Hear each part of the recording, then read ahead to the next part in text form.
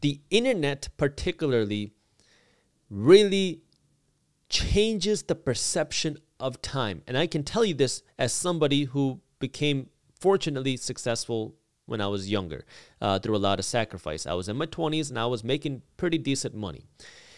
And even though I was successful, like I started making over $1 million a year when I was in my 20s, I was successful in my 20s, but I would still go onto Instagram and see people driving these fancy cars who are younger than me, seeing people have these crazy lifestyles on Instagram, and it would still stress me out because I would say, what are they doing that I'm not doing? What am I missing out? Now, on one hand, I'm doing great by pretty much any measure possible financially. But yet I'm looking here on Instagram, seeing what people are doing, and I'm still getting this anxiety, like, what are people doing?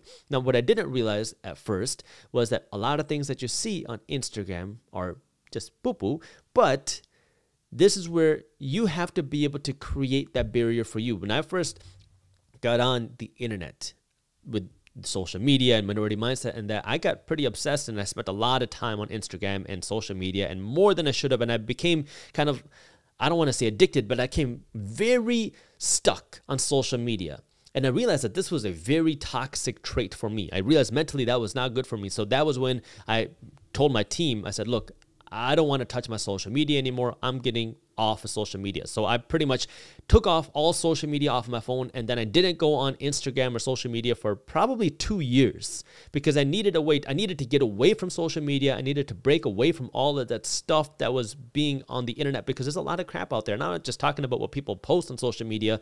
It's the same thing with all these programs of how you can get rich in 6 months. You can live this laptop lifestyle and not have to work and make all this money. That's not how business works. Business takes time, it takes effort, and it takes sacrifice.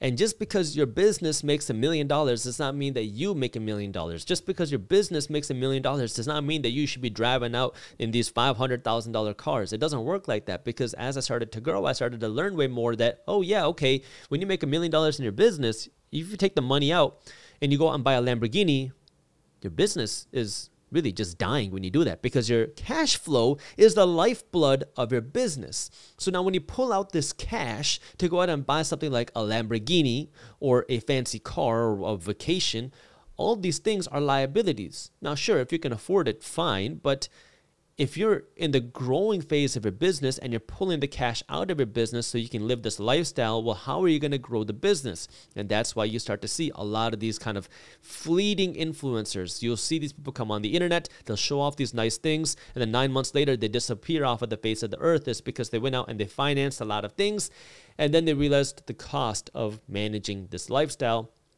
And it's very difficult. And so this is where now, if you want to have the nice things, there's nothing wrong with that. But you got to follow the formula. And the formula is spend less than what you make, work to earn more money, and invest the difference. That's what's going to allow you to live a sustainable, wealthy life. Because now when you own the investments, when you own the assets that are paying for your lifestyle, when you have the assets that are paying for your Lamborghini, when you have the assets that are paying for you to go on the nice vacations, when you have the assets that are paying for you to live that life, well, now, yeah, go out and buy whatever you want, because those assets will continue to pay you even when you're not going to work. And that is the real key to becoming wealthy versus just looking like you're wealthy. It's easy to look like you're rich in America. We have easy access to debt anywhere you go. You can go and get 0% APR. You can go and get buy now, pay later. You can go and get credit cards with easy, low credit financing. It's very easy to go out and buy things, to look like you made it. It's easy to look like you have all the nice stuff. But if you really want to afford and live that lifestyle without having to worry about the money, that's a completely different game. And that means you're going to have to make yourself rich first. And the way that you do that is by making those sacrifices. And it takes, I keep going back to the time aspect. It does not happen overnight. You hear about the people that become quote unquote overnight successes. Well, it took years for them to get there. You can look at how many years it took me to build my YouTube channel to where it is today. My first video was published in 2015. I started consistently making videos in March of 2016. Year after year after year after year after year of constantly putting out videos before I was able to build a YouTube channel where I am today.